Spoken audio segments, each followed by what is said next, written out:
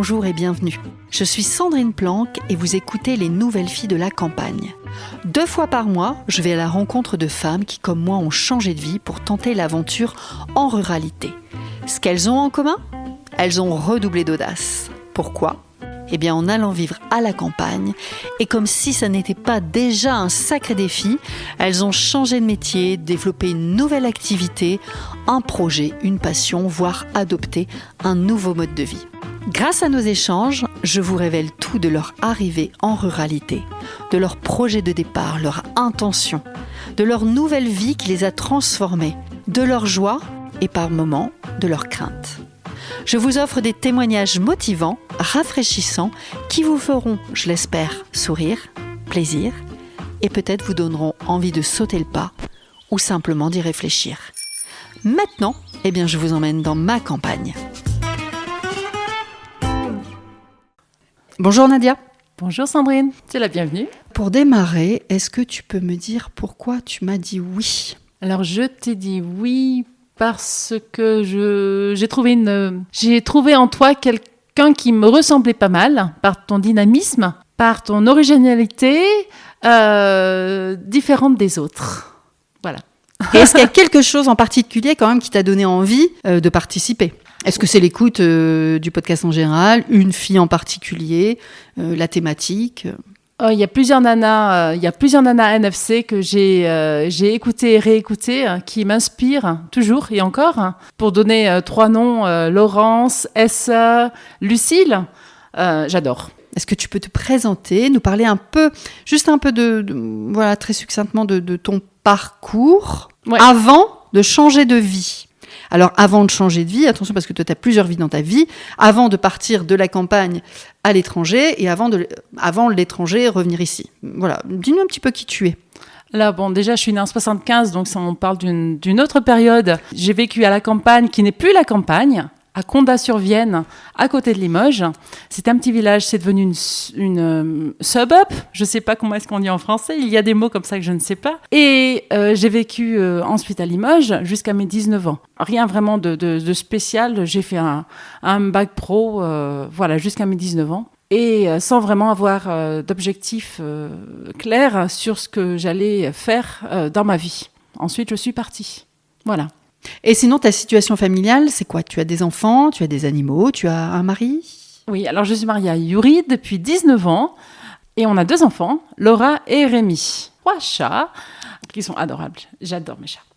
Et c'était quoi l'expression que tu as dit, que tu n'arrives pas à dire en français ? Suburb. C'est quoi suburb ? T'as la ville et t'as l'agglomération. L'agglomération. C'est l'agglomération. Oui, c'est ça veut dire que c'est des petites villes autour qui se sont greffées à la ville. Ça, c'était jusqu'à mes 13 ans. Ensuite, je suis allée à la ville, comme on disait. Je suis partie à la ville. Tiens, d'ailleurs, cette transition, elle s'est faite comment pour toi ? À 13 ans, partir d'un village comme ça pour aller dans une ville comme Limoges. C'était chouette ou c'était dur ? C'était super dur, ouais. Perdre tous ses copains, sachant que j'ai pas une grande famille, de perdre ses copains, ses copines, ses repères pour se retrouver à la ville, c'était assez compliqué, ouais. Ouais, assez difficile de recommencer à 13 ans, de tout recommencer à 13 ans. Qu'est-ce qui se passe dans ta vie ? Pourquoi à un moment donné, donc à 19 ans, tu as dit tout à l'heure que tu es partie explorer l'Angleterre ? Ouais. Les Pays-Bas ? En fait, je suis partie en Angleterre à mes 19 ans. C'est très simple, j'ai fait un bac pro commerce.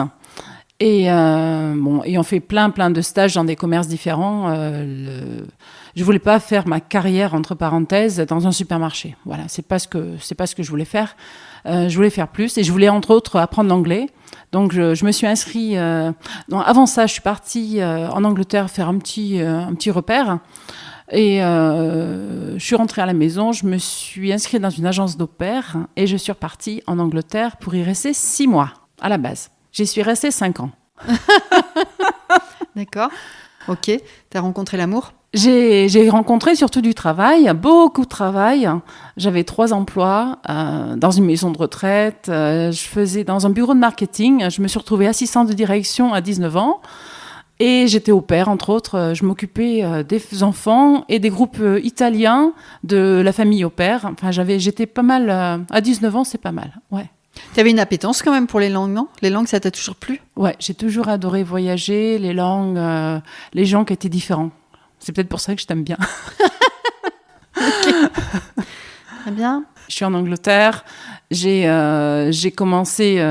Oui, donc j'avais 3 jobs. J'ai rencontré l'amour. Ensuite, on a pas mal bougé. Et après 5 ans, j'ai eu une offre pour les Pays-Bas. Je bossais pour Hitachi en Angleterre et Hitachi Pays-Bas m'a demandé de venir. Rappelle-nous ce que c'est Hitachi. Hitachi, c'est une grosse boîte japonaise. Et je travaillais dans l'import-export. C'est des composants techniques. Là, je travaillais pour le Home Electronics, donc c'était vraiment pour les camcorders, c'était les lecteurs de DVD. Enfin, c'était ça qui était hot à l'époque. Les lecteurs de DVD. Ouais, les lecteurs de DVD. On parle des années 99. Ouais, voilà. Et là, on me demande d'aller aux Pays-Bas, sachant que mon ex avait toujours envie de partir aux Pays-Bas. C'était son rêve d'enfance. Donc moi, forcément, je dis oui, sans même consulter mon mari. J'emmène mes bagages, je déménage aux Pays-Bas. Donc, je arrive aux Pays-Bas sans parler un mot de néerlandais, qui est quand même la langue un petit peu la plus compliquée au monde. Et je me retrouve à bosser du matin au soir non-stop dans cette boîte, chez Hitachi aux Pays-Bas. Voilà. C'est comme ça que j'ai atterri aux Pays-Bas. Je suis restée 20 ans aux Pays-Bas. Donc, j'ai fait plein d'emplois différents. J'ai été commerciale, j'ai travaillé dans l'import-export, dans plein de milieux différents, dans le médical, dans la décoration, que j'aimais beaucoup. J'ai fait les salons Maisons et Objets à Paris. J'ai fait plein de choses différentes. C'est de là vient ton goût du vintage ? Non, j'ai toujours adoré le vintage. À la maison, par manque de sous, on a vécu sans le savoir dans le vintage. Mais j'ai toujours adoré les déchetteries. Je suis quelqu'un qui, quand je vais à la déchetterie, je ramène plus à la maison que je dépose. Voilà, je suis de ces personnes-là. Non, j'ai toujours aimé l'ancien, le vieux, les objets, c'est comme les légumes, les objets que les gens ne veulent pas. J'aime récupérer ces choses-là. Voilà. Et après, donc moi là, ce qui m'intéresse de savoir, c'est qu'est-ce qui a motivé, parce que tu passes quand même 20 ans, donc tu nais ici, sur le territoire du Limousin, tu pars en Angleterre, tu pars aux Pays-Bas, et au bout de 25 ans, comment à un moment donné, tu décides de revenir en France, et encore plus sur tes anciennes terres, ou ton ancien pays, ou ton territoire, je ne sais pas comment on peut le dire, parce que tu aurais très bien pu aller encore vivre dans un autre pays, ou vivre, je sais pas, aller sur Paris, ou aller dans des grosses villes. Pourquoi ici ? Alors, c'est sûr que j'aurais pu aller n'importe où. J'aurais pu aller au fin fond du Nicaragua, ça c'est certes. Mais moi, ce qui me manquait, sans le savoir, vraiment ce qui me manquait, c'était le Limousin, la nature du Limousin. J'ai beaucoup voyagé, mais j'avais un manque que je ne savais pas expliquer. Mais la nature propre au Limousin. La nature, oui, les vallons Limousin, l'ambiance, il y a une ambiance ici, je ne sais pas, il y a un calme, les gens sont précieux, les gens ont peu de choses et sont précieux. Je trouve que la nature ici est on dira pauvre peut-être, mais j'aime ça, c'est tellement précieux, tout est naturel, tout n'est pas trafiqué. Authentique. Il n'y a pas de ligne droite, il n'y a que des courbes, c'est comme chez les gens, j'aime ça, vraiment, c'est tellement joli ici, j'adore. Donc ce qui t'a motivé, c'est cet appel, motivé à revenir, c'est principalement l'appel de la campagne, de la ruralité, du paysage, de l'environnement, du calme. Comme moi, j'ai vécu 25 ans à l'étranger, mais je revenais bien sûr de temps en temps visiter la famille. Et en revenant, moi, ce que je voulais faire, mes parents habitaient en ville, c'était aller dans la ville, enfin pas aller dans la ville, aller à la campagne, aller me promener dans les bois, des choses comme ça. Sauf que mes parents ne faisaient pas ça. Mais moi, c'est ce que j'aime faire. J'aime aller aux champignons, j'aime récolter les branches, j'aime me balader, sentir l'herbe sous mes pieds. Voilà, des choses comme ça. Ça me plaît. Et mes parents ne faisaient pas ça. Mes copains, mes copines allaient à la campagne chez les grands-parents. Moi, je n'avais pas mes grands-parents. Donc, on ne faisait pas ça. Et je pense que j'ai voulu recréer un monde, imaginaire certes, mais j'ai voulu recréer ce monde-là. Et j'adore ça, c'est cette nature ici, les vaches, les arbres, les chênes, un chêne au milieu d'un champ, c'est tellement beau, c'est tellement précieux, oui.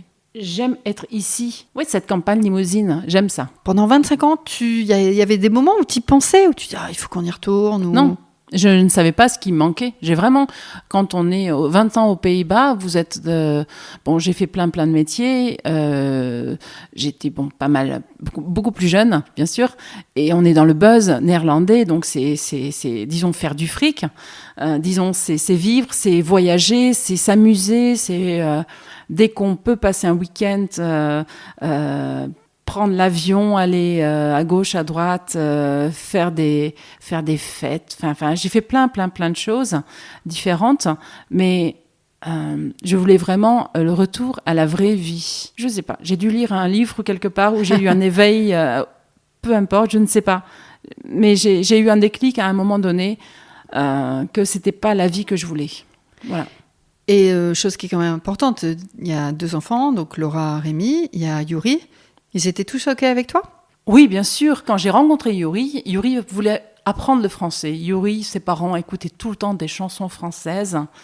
Il passait tous ses étés en France, dans la Somme, dans la Picardie, dans la Somme. Il connaît tous les lieux, mais aussi les Garges du Verdon. Ah ouais. Il a beaucoup voyagé en France et à l'étranger aussi, mais c'est un amoureux de la France. D'accord, donc il était convaincu. Ah mais oui, il était complètement convaincu, même encore plus convaincu que moi. Donc, sauf qu'on était en 2018, on voulait vraiment partir. Mais il y avait encore ce sortie de crise qui était assez compliqué aux Pays-Bas. Voilà. Aujourd'hui, donc tu vis, on peut le dire, à Saint-Thierry-la-Perche. Ouais. Donc c'est la Haute-Vienne. Oui. Ok. À quoi ça ressemble ? Alors, je vis dans la cité médiévale de Saint-Thierry-la-Perche, le quartier le plus ancien de la ville. J'habite au pied de la tour du Plot, qui est du 12e, 13e siècle. Ma maison est aussi une maison très, très vieille. Pour le reste, c'est un quartier magnifique. Il y a tellement de choses. C'est tellement peu connu. C'est une ville qui vaut le détour. C'est une ville qui vaut vraiment le détour.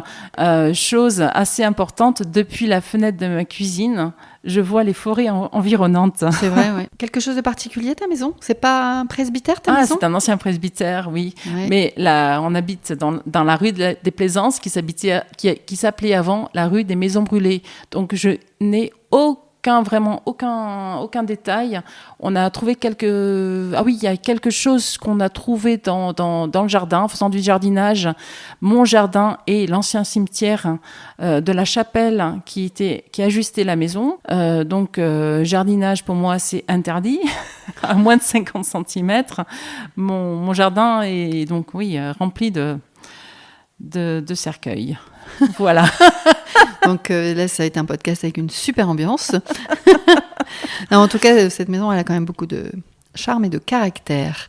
Et Saint-Thierry, donc effectivement, cette ancienne cité médiévale, et tout autour, on est rempli de nature. On est bien d'accord ? On est à 2 minutes vraiment de la nature, de la campagne environnante. On est aussi à 2 minutes d'un super boulanger, d'un super boucher, d'une épicerie incroyable, de tout ce qu'il faut pour avoir un lien quand même entre la ville. Donc on est le compromis entre la campagne et la ville. Voilà. Exact, c'est vrai. Très bien. Quel est le plus grand défi ou les plus grands défis que tu as rencontrés lors de ce changement de vie ? Donc de revenir à la campagne après avoir vécu autant d'années à l'étranger. Est-ce qu'il y a un truc en particulier ? Dans la vie de tous les jours, non, j'ai pas trop. Je trouve que l'administration française s'est améliorée par rapport à toutes les choses que j'avais lues. Bon, ça c'était du positif. Avant que je commence dans l'entrepreneuriat, voilà. Et on en dira pas plus parce que on va savoir tout à l'heure ce que c'est que ton business. Mm-hmm. Ok. Et quelle bonne surprise, par contre. Est-ce qu'il y a vraiment un truc, à part peut-être, oui, tu as retrouvé la nature, la forêt, etc., le calme. Est-ce qu'il y a autre chose qui te fait vraiment kiffer de vivre ici ? Oui, mais ce qui est super rigolo, et on n'avait pas vu ça venir, et je n'aurais jamais imaginé, mais vraiment jamais imaginé, en me mettant au fin fond de la Haute-Vienne, entre la Corrèze et la Dordogne, je me retrouve avec une communauté anglaise, néerlandaise, belge, américain, allemand, des gens de tout milieu, Donc en fait, je rencontre beaucoup plus d'étrangers étant ici que je l'avais lorsque j'habitais à Londres ou bien même aux Pays-Bas. Et ça, tu le savais pas quand t'étais d'ailleurs, quand tu vivais là-bas, tu ne savais pas qu'il y avait cette communauté-là sur ce territoire-là? Je n'avais aucune idée. Mais tu le savais pas? Non, en fait, c'était ma plus grosse crainte en revenant en France de me retrouver qu'avec des Français ne parlant que le français. J'avais peur de perdre mon néerlandais, j'avais peur de perdre mon anglais. Voilà. Et en fait, je parle beaucoup plus anglais et néerlandais étant en France que je le faisais quand j'étais aux Pays-Bas, tout simplement. Ouais. Pourquoi, selon toi, le Limousin, le territoire du Limousin, j'écoutais un podcast d'ailleurs là-dessus il y a quelques jours, pourquoi le Limousin est finalement si mal connu ou même a pas forcément toujours pas une histoire de bonne réputation, mais par exemple Limoges, moi je trouve que c'est une très belle ville, et elle est peu ou mal connue, mal représentée, et pareil aussi sur le territoire du Limousin au global. Voilà, quand les médias français parlent de territoire pour aller passer les vacances, c'est très rare qu'ils te disent allez passer vos vacances dans la campagne, dans le Limousin, alors que c'est magnifique. Pourquoi, selon toi, qui connais bien le territoire? En fait, la région est devenue... je parle de Limoges. C'est la ville que je visitais le plus régulièrement les 25 dernières années. Limoges a beaucoup changé les 10 dernières années. Il faut dire les choses. Mon quartier, c'était le quartier de Lozette. Ce quartier est devenu verdoyant, est devenu riche, il y a beaucoup de plantations qui ont été faites, des vignes qui ont été mises, des jardins qui ont été entretenus, des lieux insolites. C'est quand même devenu un quartier assez sympa. C'était un quartier à coupe-gorge avant, façon de parler, mais c'est devenu beaucoup mieux que ce que c'était, ça c'est sûr. Mais le Limousin en général, il est mal connu. Déjà, le mot limogé n'est pas un mot très... voilà, tu peux expliquer ou pas? Tu connais l'histoire de ça, de ce terme? Je connais l'histoire, mais j'ai déjà perdu le nom du général. Il y avait un général qui était vraiment très mauvais, un mauvais général. Et pour le punir, il avait été envoyé par... Déjà, je ne sais plus le caractère historique, je devrais reprendre mes livres. Je regarderai les sources pour ajouter à ce que tu dis, ouais. Mais raconte-nous l'histoire. Et qui avait été renvoyé à Limoges pour le punir. Voilà, et donc il s'était fait limoger, et depuis, le mot est resté. Voilà. Et alors, ça veut dire qu'on a attribué un peu cette histoire et ce terme au fait que ce soit une punition d'aller vivre à Limoges? Ouais, c'est ça. Et c'est vrai que Limoges, il avait une très mauvaise réputation. Ah, t'es de Limoges. Et d'ailleurs, en 25 ans d'étranger, je n'ai jamais rencontré de Limogeaux à l'étranger. J'ai rencontré des Bretons, des Parisiens. C'est des gens qui bougent peu, je pense. C'est des gens qui bougent peu et donc ne se font pas non plus connaître vraiment à l'étranger. Oui. Alors, il y a quoi comme savoir-faire? Enfin, on va parler de la porcelaine de Limoges, mais il y a bien d'autres choses, non? Oui, il y a surtout de la vache limousine. Ouais. Moi, quand on parlait de Limousin, on parlait surtout de la vache. Ah, les vaches limousines, c'est ce qui s'exporte le plus. Hein, et bien sûr, la porcelaine. Quand on parle de Limoges, c'est la porcelaine. Quand on parle du Limousin, oui, c'est vraiment le veau limousin, la vache limousine. On a parlé des défis, on a parlé de tes rencontres, ok. Alors maintenant, moi j'aimerais bien que tu nous parles. Alors, pour certaines NFC, c'est des changements de métier. Alors toi, j'ai bien compris que tu avais eu beaucoup de métiers différents, tu as plein de cordes à ton arc. Mais aujourd'hui, on te connaît pour une activité qui est la cuisine. Ouais. Voilà, donc Nadia a un restaurant qui s'appelle Suzette. Cantine locale, c'est ça qui est écrit? Cantine locale, Suzette. C'est ton métier depuis combien de temps? Alors, c'est mon métier depuis 2010. Quand je suis revenue en France, j'ai eu une phase de... Une petite transition. Mais depuis la naissance de mon fils, je suis devenue cuistot, parce que j'aime pas vraiment le mot chef. D'accord. Et j'aime pas vraiment le mot restaurant, donc j'ai une cantine. Donc tu es cuistot, cuistot dans ta cantine, d'accord? Dans ma cantine, un peu vintage. Oui. Mais comment à un moment donné tu deviens cuistot, Nadia? Parce que avec toutes les compétences et les expertises que tu as avant, tous les métiers, comment tout d'un coup... Tu as toujours aimé la cuisine depuis que tu es petite? Ouais. Qu'est-ce qui se passe? Un de mes derniers postes dans les bureaux, j'étais commerciale. Et quand j'avais des rendez-vous business, je parlais cuisine. Quand on avait des rendez-vous, c'était au resto. Et j'étais plus intéressée par ce qui se passait dans l'assiette que ce qui se passait par mon rendez-vous. C'était une logique assez simple. Oui, mais je sais pas, est-ce que toi, dans ton quotidien, ça fait des années que tu cuisines comme, alors je vais pas dire une chef, comme une cuistot?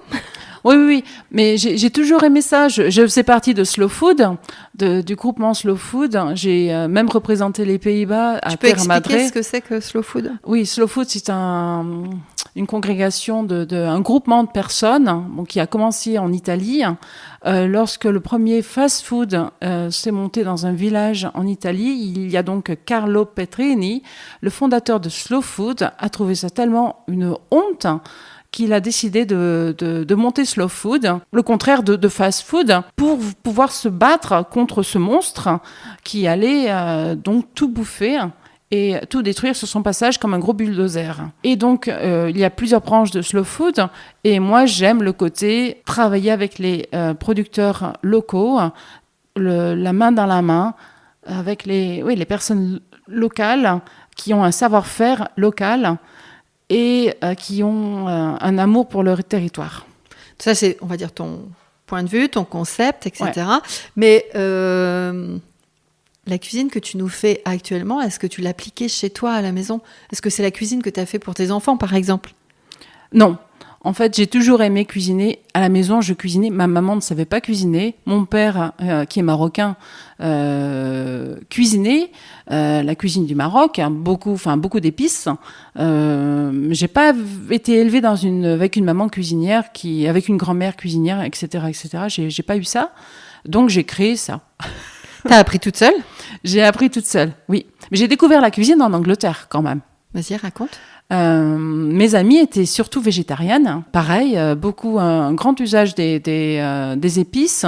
J'ai découvert en 96, une cuisine végétarienne. Je ne connaissais pas. Je ne savais pas que les gens pouvaient se passer de viande pour manger. En 96? En 96. Oui, ça date. Ouais, ça date. Ouais. Mais mes amies étaient végétariennes, donc elles mangeaient de tout. Mais vraiment, un monde s'ouvrait devant moi. Il y avait des épiceries fines venant d'Italie, venant d'Indonésie, venant d'Inde, de pays que... J'ai découvert le brocoli en Angleterre, j'ai découvert le pané en Angleterre, j'ai découvert le lait de coco. Mes parents n'utilisaient pas ça à la maison. Pas le brocoli quand même? Non. Dans le Limousin? Pas chez moi. Ah ouais? Non. Le fenouil, pareil. Il y a plein de choses comme ça. J'ai découvert en Angleterre, avec la cuisine qui allait avec. Et quand j'étais au pair, pareil, j'ai dû faire à manger pour ces Italiens, ces groupements d'Italiens, ces groupes d'Italiens qui venaient, que je devais nourrir. Donc, me voilà à prendre les livres de cuisine, aller à la bibliothèque, prendre les livres de cuisine, je m'intéressais à ça. Et c'était une passion, j'ai toujours eu cette passion, du jardinage et de la cuisine. D'ailleurs, des livres de cuisine, tu sais nous dire combien t'en as? Entre ici et le resto, je dois en avoir une 50aine. Ouais. Moi, je pense, peut-être plus, je sais pas. C'est quoi ton livre préféré? S'il y en avait un. Alors, c'est un livre que j'ai acheté avec mes petits sous en 96. On avait un comité d'entreprise qui vendait des livres de cuisine. Et c'était le BBC Good Housekeeping. C'est un livre qui a dû me coûter 10 livres à l'époque, mais c'est un livre qui représente vraiment, c'est le meilleur livre au monde, alors que j'en ai beaucoup de livres, mais celui-ci est vraiment très, très spécial. Pourquoi? Parce que c'est le premier? Peut-être. Tu les lis vraiment tous? Parce que souvent, moi la première, j'achète des livres de cuisine, et puis je les lis pas. Toi, tu lis tous les livres? Ouais. Tes livres, tu les as tous lus? Mes livres, je les ai tous lus. Et parce qu'en fait, c'est le voyage sans se déplacer de la maison. Les livres, surtout les livres d'aujourd'hui, ce sont des livres qui sont tellement bien ficelés que ils vous racontent une histoire, ils vous transportent émotionnellement, c'est assez fort. Il y a certaines autrices que j'adore. Par exemple, Diana Henry, c'est une autrice anglaise qui vous emmène dans des milieux, dans des environnements. C'est comme lire un roman, en fait. La nourriture, c'est... Donc, il y a la notion de voyage et culinaire. Ouais, voyage et culinaire, les deux. Otto Lengi, vous envoie aussi dans des mondes inconnus. On ne peut pas voyager partout, enfin, moi non. Mais en cuisinant, on peut voyager vraiment dans le monde entier, c'est sûr. Donc, je reviens. Donc, c'est grâce finalement à tes amis en Angleterre que tu découvres toutes ces possibilités de cuisine. Ouais. T'as toujours eu une sensibilité à ça. Ouais. Et comment, à un moment donné, tu te dis, moi, je vais ouvrir un restaurant, enfin une cantine, pardon.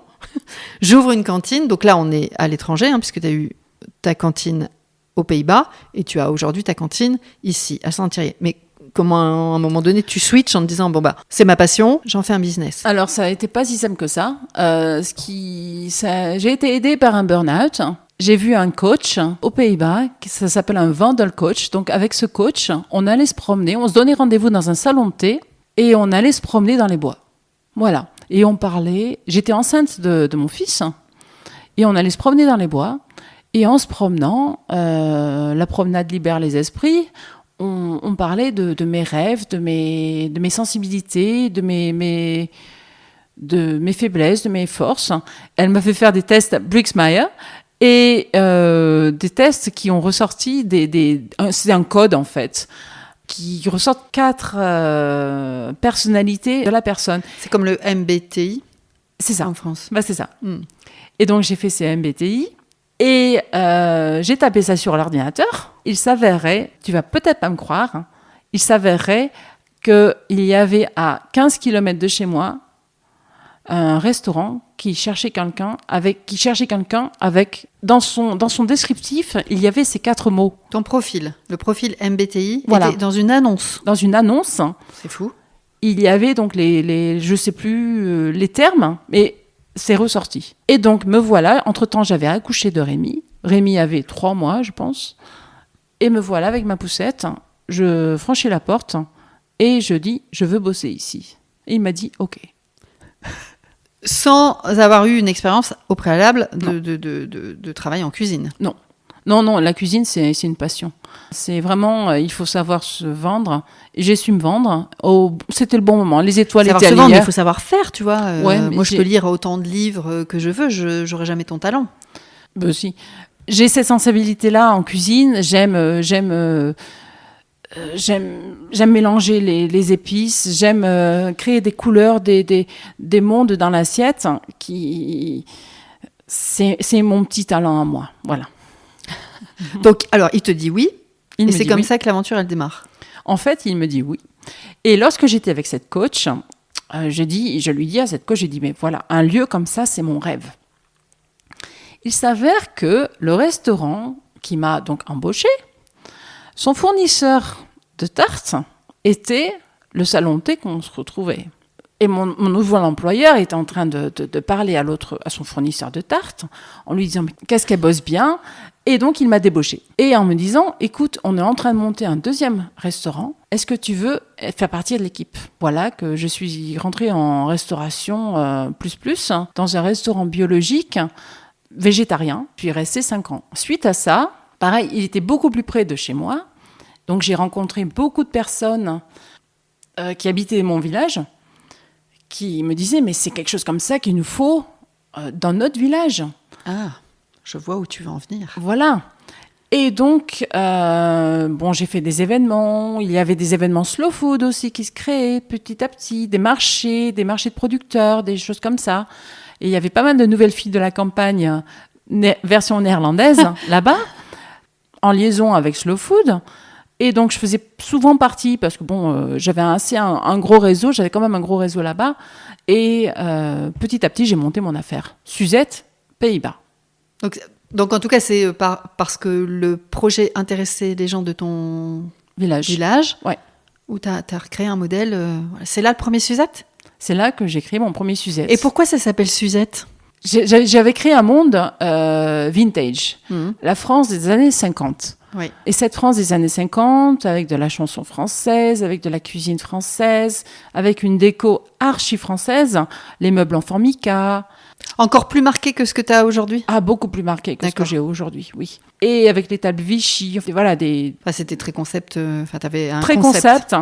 Ça a attiré beaucoup de monde, mais ce que je voulais plus dire, c'est que Suzette, pourquoi ? Ça aurait pu être Ginette, mais le G en néerlandais Ça se prononce re et c'est pas très très joli. Je voulais pas que les gens m'appellent Rinette. Donc Suzette, et c'était très très facile à retenir pour les Néerlandais d'avoir tiens, on va chez Suzette. Ouais, c'est vrai. Voilà. Donc il y a une petite touche à la française et facile à prononcer. Facile à retenir, facile à prononcer. Ouais. Le nom Suzette, un petit peu 50s, c'était assez sympa, ouais. Ok, très bien. Ça dure combien de temps, Suzette, aux Pays-Bas ? 5 ans. 5 ans. Ensuite, l'appel de la campagne. Enfin, tu as envie de revenir sur le territoire. Ça, tu nous l'as expliqué tout à l'heure. Tu arrives ici. Il me semble que tu fais une transition sur un autre job, mais je pense qu'on va pas en parler. Enfin, en tout cas, tu as une petite période de transition. Je vais dire ça comme ça. Et qu'est-ce qui se passe ? Comment ça se fait que tu reprends ? Enfin, moi, j'ai eu l'appel du podcast. Toi, tu as eu à nouveau l'appel de refaire un restaurant. Comment Suzette, en France, arrive ? En fait, j'ai eu donc ce métier de transition, c'est vrai. Et il y avait un truc qui me trottait dans la tête. Et je me suis dit, mais ça serait tellement dommage de ne rien faire de toutes ces années, d'avoir bossé dans la restauration. Ça me plaisait. J'aimais le côté être indépendante. Et je ne faisais plus ça et ça me manquait. Et le côté administratif français, bosser dans une boîte en France, c'était pas mon truc. Donc, j'ai fait un book de ce que je faisais aux Pays-Bas et je suis allée voir monsieur le maire. Voilà. Je suis donc allée à la mairie de Saint-Thierry-la-Perche et je suis allée voir le maire avec mon book. J'avais pas fini ma phrase. J'avais pas fini la présentation du book. Il me dit « Monte dans la voiture, j'ai un truc à te montrer. » et il se gare à côté de chez moi. Je me suis dit « Mais qu'est-ce qu'il se passe ?» Il te ramène chez toi.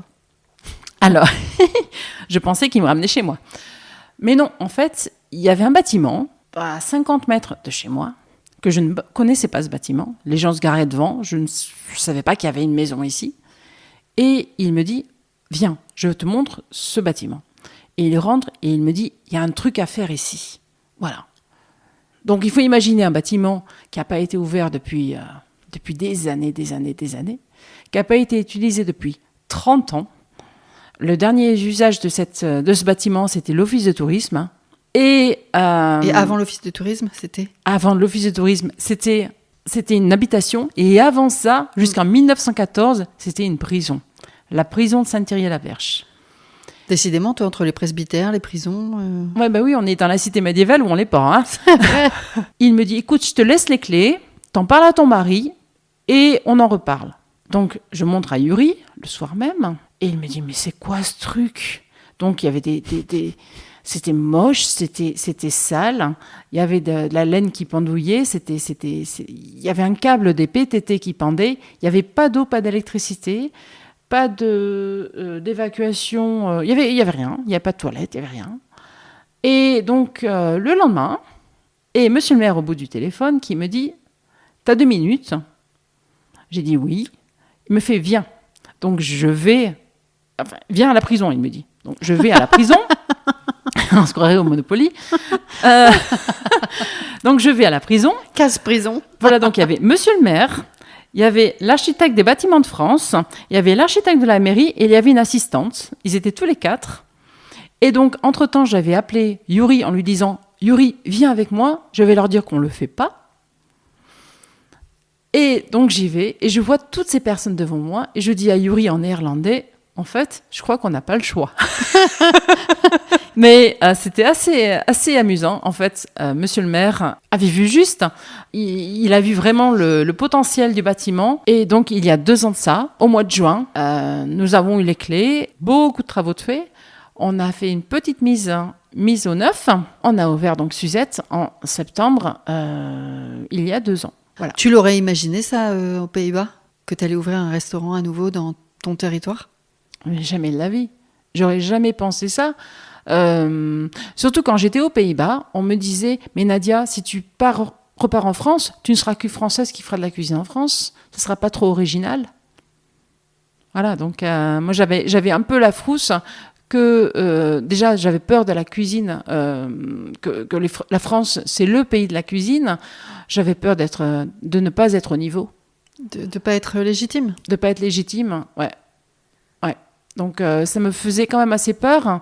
Mais encore une fois, je ne savais pas du tout qu'il y avait tous ces étrangers qui aimaient la cuisine végétarienne, la cuisine du monde, qui ne venaient pas seulement ici pour le confit de canard et le foie gras. Je cuisine beaucoup de légumes, j'aime cuisiner le légume, j'aime les saisons, j'aime le jardinage, mais maraîcher. Et c'est extra de travailler les produits frais du marché. Enfin, il n'y a rien de mieux que ça.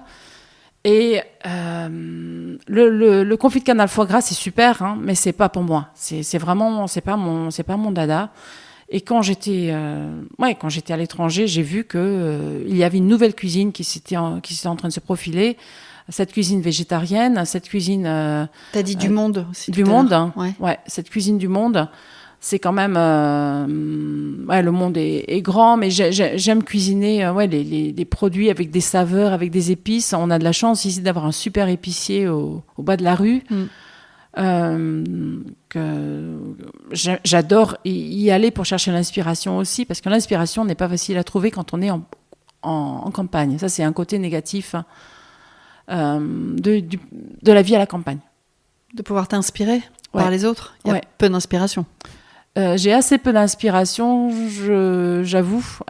C'est dur de recharger les batteries en inspiration, mis à part les livres de cuisine. Les lieux insolites, à ma connaissance, ne sont pas très très nombreux. Et j'aime ces lieux-là, et je pense qu'il y a de la place pour des lieux insolites. Comment ça a été perçu, une cuisine comme la tienne, sur un territoire comme celui-là ? En fait, ce qui m'a beaucoup surprise, c'est que, bien sûr, j'ai une grosse clientèle étrangère, par le fait qu'on parle l'anglais, néerlandais, le français et un peu l'allemand. Mais c'est surtout que les natifs d'ici ne sont pas seulement d'ici. Il y a toujours des histoires. C'est ce que j'aime le plus de ce territoire. Tout le monde a des petites surprises. Hier, j'étais avec une dame en train de parler au restaurant, et cette dame qui avait 70 ans, elle me disait qu'elle avait vécu 35 ans à Hambourg, en Allemagne. Il y a des gens qui ont fait la guerre d'Algérie. Il y a des gens qui ont travaillé en tant que mécaniciens sur des navires. Et tout le monde a des petites histoires, mais encore une fois, ils ne se mettent pas en avant. Donc, on ne les connaît pas, mais tout le monde, ils ont énormément d'histoires cachées. Et si on gratte un peu, il y a tellement de choses à découvrir. C'est chouette. Vraiment, c'est vraiment chouette. Et donc, ils ont bien découvert ta cuisine ? Ouais, mais c'est pas seulement une histoire de cuisine chez Suzette. C'est surtout une histoire d'ambiance et l'humain avant tout. C'est ce que je dis tout le temps. C'est vraiment, même si quelqu'un vient seulement boire une tasse de café, le côté humain, rapprocher l'humain de l'humain, c'est vraiment le côté social, que tout le monde s'y retrouve et rencontre d'autres personnes, se fasse des amis, mais pourquoi pas découvrir, échanger des recettes, ou peu importe, mais voilà. J'adore ce lieu, pourtant c'est une ancienne prison, mais ce lieu amène de belles rencontres. Voilà. En fait, c'est la vraie vie, quoi. Ouais, c'est la vraie vie, oui. C'est ce que devrait être la vraie vie. Ouais, c'est ce que faisaient les bistrots, c'était le... Ouais, bistrot de village. C'est le bistrot de village, c'est le bistrot de village faisait ça a toujours fait ça, à ma connaissance. Mais bon, ça s'est peut-être perdu, je sais pas. Mais l'humain a besoin de ça, surtout par les temps qui courent. Qu'est-ce qui te plaît le plus dans ton métier ? Je pense que tu viens d'y répondre. C'est l'humain ? Ouais, c'est l'humain qui me plaît le plus. C'est l'humain. Les choses incroyables que les humains font quand ils sont bienveillants. Et qu'est-ce qui te plaît le moins ? Qu'est-ce qui est le plus difficile pour toi ? Le fait d'être venue et je suis quand même assez seule. J'ai ma famille à Limoges, mais je suis quand même assez seule, assez solitaire ici. D'un point de vue inspiration, comme je disais, les lieux insolites, se recharger ses batteries à soi, c'est quand même assez compliqué.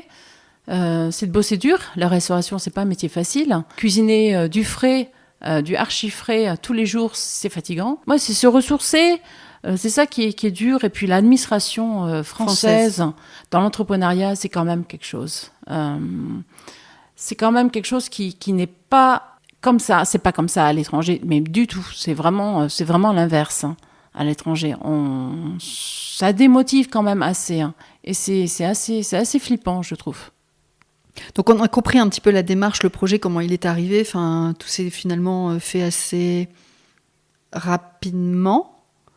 Enfin, en tout cas, tu as déclenché les éléments, tu y es allé, Ouais. dur, avec beaucoup d'audace, beaucoup de courage. Est-ce que tu as un conseil à donner à quelqu'un, à une femme, qui serait en train de préparer un projet, pas forcément similaire, pas forcément une cantine, un restaurant, mais qui aurait un projet entrepreneurial pour s'installer comme ça à la campagne? Est-ce que toi, tu as un conseil à donner? Ouais, en fait, suivre son intuition, c'est vraiment l'intuition qui est le guide je pense, en tant qu'entrepreneur. Déjà, d'être entrepreneur, c'est d'être intuitif. C'est vraiment suivre cette petite voix au fin fond de ses guts. De ses guts. Ses guts, je sais même pas, c'est comment ces guts, C'est tripes. C'est tripes. C'est vraiment sortir, écouter cette petite voix, et c'est la seule chose à suivre. Le business plan, c'est bien, mais l'intuition, c'est mieux. Voilà. Est-ce que toi, tu as fait une erreur? Ouais. En fait, j'aurais dû revenir en France il y a bien plus longtemps. Ah oui? Ouais. Pourquoi? Parce que j'aurais quand même... Déjà, par rapport à mes enfants, parce qu'on n'a pas vraiment parlé, mais mes enfants ont grandi à l'étranger. C'est un système scolaire complètement différent. Se remettre dans un système français... ma fille est revenue en France à 17 ans. Elle ne parlait pas un mot de français. C'est sûr, elle parle l'allemand, l'anglais, le néerlandais, mais le français, elle ne le parlait pas. On ne parlait pas le français à la maison. Et se remettre dans un système scolaire à 17 ans, c'est quand même compliqué, surtout en France. Ouais. Mon fils, pareil, c'est dur. Donc, tu aurais voulu faire, finalement, maintenant que tu sais ça, tu aurais voulu amorcer le départ plus tôt, quand ils étaient plus petits? Ouais. Et ça aurait été peut-être aussi plus facile parce que, on n'était pas les premiers à revenir en France.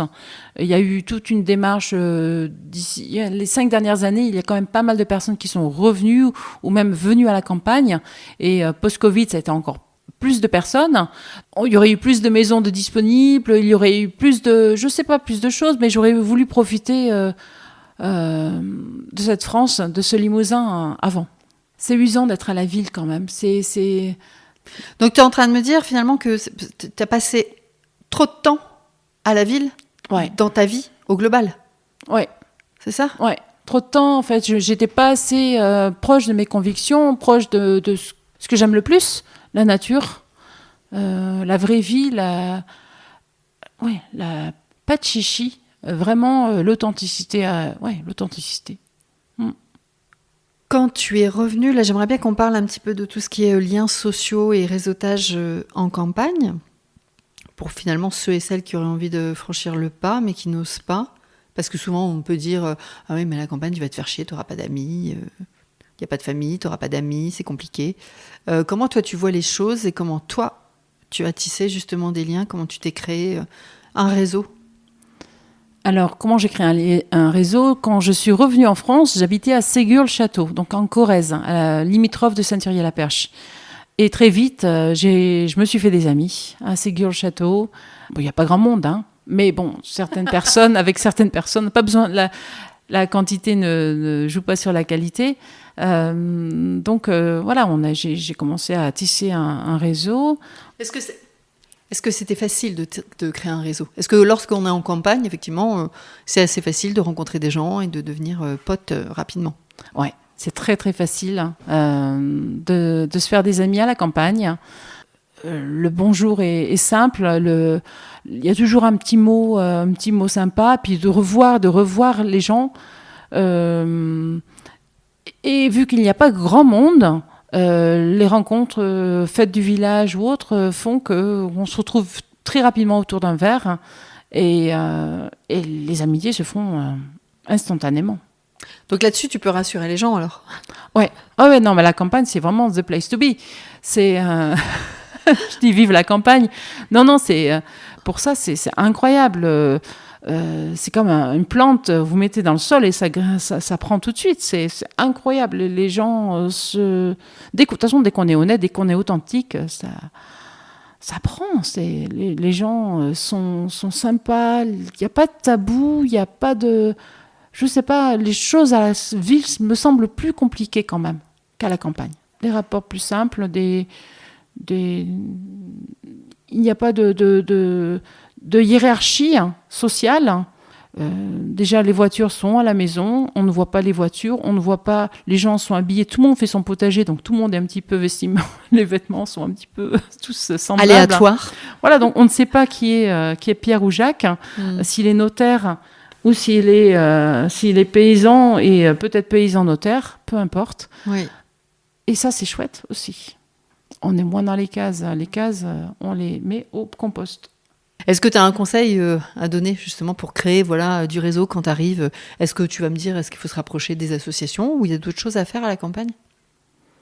Non, vraiment non, il y a pas vraiment de conseil à donner. C'est vraiment écouter sa petite voix encore. Parler au boulanger, mais sans avoir d'idées préconçues, vraiment sans avoir une idée d'un business derrière, vraiment papoter, parler aux gens, s'installer en terrasse d'un café et puis voir un petit peu les choses qui se font devant soi. Est-ce qu'on se sent bien, est-ce qu'on se sent pas bien, est-ce qu'on a envie de planter sa graine ici ou pas? Et si c'est le cas, ok, on développe. Et si c'est pas le cas, on bouge. Ça voudrait dire qu'on n'achète pas tout de suite une maison? On n'achète pas tout de suite une maison. Non, il faut vraiment se sentir bien. Ça a quand même pas mal d'impact sur sa personne d'acheter une maison à la campagne. C'est pas pour 1 ou 2 ans. C'est vraiment des investissements, pas seulement financiers, mais aussi pour sa famille, pour ses enfants, pour le reste de la famille. C'est vraiment le lieu où on va se retrouver. Bon, l'hiver peut être long en Limousin. L'hiver, en octobre jusqu'au mois de mars, il faut se sentir bien chez soi. Le chez soi est quand même assez important, c'est de créer un cocon, un nid douillet pour son soi, avant même de commencer en entrepreneuriat, si je devais donner un conseil. Est-ce qu'il y a une chose à laquelle tu ne renoncerais plus ici, depuis que tu as ta nouvelle vie ici? Alors là, c'est compliqué. Bon, j'aime être entreprenante, je le serai toujours, je pense, mais j'aime aussi ma liberté. Même si je travaille dans une prison, j'aime ma liberté et j'aime aussi, par exemple, voyager. J'aime toujours voyager. Je ne veux pas renoncer au voyage en étant entreprenante, par exemple. Je veux combiner les deux. C'est pas noir, blanc ou noir, c'est vraiment les deux à la fois. Donc par rapport à la partie entrepreneuriale, mais sur ta vie au global, ici, à la campagne, est-ce qu'il y a un truc sur lequel tu renoncerais pas? C'est peut-être ta liberté quand même, hein? Ah oui, non, mais c'est la nature. Ça, c'est sûr, c'est la nature. Je n'irai plus dans un lieu où il n'y a pas cette nature. Alors, on arrive sur la partie réflexion sur le choix de vie. Alors, j'ai une grande question. Avec le recul, que penses-tu de cette décision de changement de vie? Enfin, celle que tu as opérée, en tout cas, entre tes 25 années à l'étranger et ton retour en France à la campagne. Qu'est-ce que tu penses de ça aujourd'hui? Je suis très heureuse de l'avoir fait. C'est vraiment... ça a l'air d'être une chose simple, mais d'amener sa famille de l'étranger pour revenir en France, pas une chose simple. C'est pas une chose qu'on se dit, tiens, autour d'un café, tiens, je vais faire ça. Et, c'est quand même quelque chose de quitter 2 jobs, de sortir les enfants du système scolaire néerlandais, de leur faire apprendre des nouvelles langues, de retrouver, changer de sécurité sociale, de changer de tout, de docteur, de dentiste, faut tout changer. C'est quand même c'est une grosse chose. Et c'est quand même assez éprouvant. C'est fatigant physiquement de faire ça. Ouais, je suis assez fière, mais bon, c'est pas ma première. J'ai déménagé 21 fois en 25 ans. Bon, c'est pas non plus une petite chose, mais c'est pas non plus... j'ai pas traversé le monde entier. Je suis restée en Europe, quand même. Bon, oui, j'en suis fière, mais bon, c'est pas... Ça s'est très bien passé. Donc, je suis contente de ça, ouais. Il faut réfléchir dans la vie, mais pas trop non plus, quoi. Just do it. Maintenant, si on parle de toi, j'aimerais bien que tu nous donnes ton livre de chevet, ou ton film, ou ton documentaire préféré, un compte Instagram qui t'inspire, un lieu à découvrir, un endroit où aller manger, un mantra, voilà, je ne sais pas. Dis-moi un petit peu. Alors, si on commence par ton livre de chevet. Oh, je viens de trouver un livre de Confucius dans un comment ça s'appelle, les boîtes à livres. Oui. Donc, il paraît que c'est pas mal pour lire, hein, pour devenir un peu plus intelligente. Donc, voilà. Qu'est-ce que j'avais... C'est comment le livre, ton livre préféré de cuisine que tu m'as dit tout à l'heure? Tu peux le répéter? Le premier livre que tu as acheté? Ah oui, The BBC Good Housekeeping. Ok, on garde celui-là. Ouais. Est-ce qu'il y a un film, un documentaire lié justement peut-être à la cuisine que tu aimes beaucoup? Ah oui, les voyages aussi de Rick Stein, hein, et de Otto Lengi quand il a fait le Moyen-Orient aussi, c'était pas mal aussi. Mais ouais, c'est que des cuistots anglais. Mais Rick Stein, quand il a fait la Grèce, la Sicile, l'Angleterre est très très mal connue depuis la France. On a un préjugé par rapport à la cuisine anglaise et en fait c'est pas vrai. Il y a vraiment de très très grands chefs en Angleterre. Il y a une superbe cuisine. Voilà. Ça marche. Pour balayer un petit peu les idées reçues sur la vie en ruralité, sur les femmes aussi en ruralité, est-ce que tu as envie de me dire quelque chose? Parce que tu sais que c'est important pour moi. Être une femme en ruralité, c'est un atout, je pense, plutôt qu'un inconvénient. C'est vraiment ramener de la féminité dans la vie, quoi, dans un monde assez... Austère? Ouais, austère, mais pas vraiment... Ouais, austère, mais... Ça voudrait dire que la campagne est austère, et donc la féminité? Non, ça ramène de la douceur, ça ramène de la beauté, apprécier, planter de belles choses, planter des fleurs, planter et s'occuper du jardin, avoir des animaux. Quand je dis ça, je pense à Esse. Quand je dis ça, je pense à Lucille aussi. Ou Laurence. Laurence avec ses tissus ou Laurence avec sa tiny? Laurence avec ses tissus. On peut vivre à la campagne et faire de belles choses, même au contraire. Ah, il y a deux choses, là j'entends deux choses. C'est inspiration de 100% en même temps. Ouais. Des fois on a du mal à trouver l'inspiration, ouais. En tout cas en ce qui concerne ton activité. Ton activité. Voilà, tout à fait. Et est-ce que tu penses pas aussi que vivre effectivement en ruralité, le champ des possibles est plus important qu'en ville? Le champ des possibles. Ah. Ouais, c'est beaucoup plus important et en fait, the sky's the limit. On peut faire ce qu'on veut en fait. Les rêves les plus fous peuvent être faits. Enfin, je vois pas pourquoi les gens ne s'autorisent pas à faire des choses incongrues. Justement, il y a tellement de possibilités. Les gens se mettent des murs des fois et pourquoi pas faire un restaurant dans une ancienne prison? Bah ouais. Ça, on me l'aurait dit il y a 5 ans, j'aurais peut-être pas cru non plus. Et puis pourtant, ça marche, et ça marche du feu de Dieu. Et pourquoi pas? Il y a tellement de lieux insalubres qui pourraient être transformés dans des lieux de culture ou des lieux de salles de concert, avoir des lieux de rencontre pour des personnes. Je sais pas. Il y a tellement de choses. Il y a pas de limite, nos limites. Aujourd'hui, de quoi tu es la plus fière ou la plus heureuse? Que notre petit rêve a fonctionné. Tout simplement. Que Suzette, nous vivons de Suzette. Et ça fonctionne bien. On est heureux de ça. Tous les matins, quand je vais cuisiner... je sais que les gens vont venir et en espérant bien sûr qu'ils aiment, mais généralement c'est le cas. Et les gens viennent et reviennent et c'est ma plus grande fierté. Si aujourd'hui, avec nous, à cette table, il y avait Rémi, il y avait Yuri, il y avait Laura, qu'est-ce qui te dirait à ton avis? Quand même que c'est assez cool qu'on ait fait ça en famille. Revenir il y a 5 ans en France, personne n'aurait cru qu'on puisse monter un restaurant, qu'on puisse partir de temps en temps en vacances, qu'on puisse cuisiner des produits honnêtes, authentiques, en faisant un petit peu travailler les locaux, donc en mettant un petit peu notre graine dans le bon sens, en faisant notre petit colibri. Chacun y met sa petite patte, monte sa petite pierre sur l'édifice, en essayant de créer un monde meilleur. Non, mais franchement, ils seraient fiers. C'est pas ils seraient, ils sont fiers. Ouais, ils sont fiers. Qui pourrait être la prochaine à ce micro? Si t'avais quelqu'un, tiens, si toi. Alors là, par contre, je vais pas te dire, donne-moi des noms de filles parce que comme elle connaît tout le Limousin et toute la Dordogne et la Corrèze, elle va m'en donner 160. D'ailleurs, il y en a pas mal que je connais grâce à Nadia.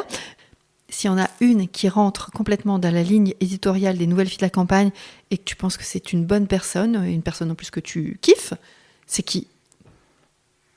J'ai quelques personnes. Je pense qu'Astrid, mon amie Astrid, serait vraiment la personne vraiment qui est vraiment représentative pour moi de la fille qui refait tout à la campagne. D'accord. L'audace féminine et la ruralité? Ah ouais. Elle en a des... Ouais, elle en a. Si je remonte à cette petite fille qui est née à Limoges, qu'est-ce que tu lui dirais aujourd'hui, maintenant que tu sais tout ça? Oh là là, j'aurais pu gagner du temps, hein, en fait. Te prends pas la tête, les étoiles vont s'aligner à un moment et tu verras, ça se passera bien. Voilà. Je pense qu'on va clôturer avec un cake. Alors, elle m'a préparé un cake quoi? Citron. Cake citron? Avec du lemon curd. D'accord. Et des petites fraises. Ok, tu peux le redire en anglais au micro? Alors, j'ai confectionné un petit cake au micro. J'ai confectionné un petit cake au citron avec du lemon curd et des petites fraises à la liqueur de fraises. Moi, je vais vous dire que je vais me régaler. Voilà. Je te remercie, Nadia. C'est moi, merci Sandrine. À bientôt. Et à bientôt. Merci pour votre écoute, merci d'être resté jusqu'au bout de notre échange et si vous voulez continuer à m'encourager et surtout à faire connaître le podcast, eh bien vous pouvez mettre 5 étoiles et un commentaire sympathique sur Apple Podcast et Spotify. Surtout, vous n'oubliez pas de vous abonner à la chaîne de podcast pour être notifié des nouveaux épisodes. Et si vous voulez faire partie de la communauté des Nouvelles Filles de la Campagne, eh bien abonnez-vous à la newsletter. Alors soit vous m'écrivez sur les nouvelles filles de la campagne @gmail.com, tout attaché en minuscules, ou vous me contactez sur les réseaux sociaux des Nouvelles Filles de la Campagne, Instagram et Facebook. Je vous dévoile les coulisses des Nouvelles Filles de la Campagne, des tips, des astuces, des sujets, la sortie des nouveaux épisodes et plein d'autres surprises. Alors un grand merci et je vous dis à bientôt. Ciao!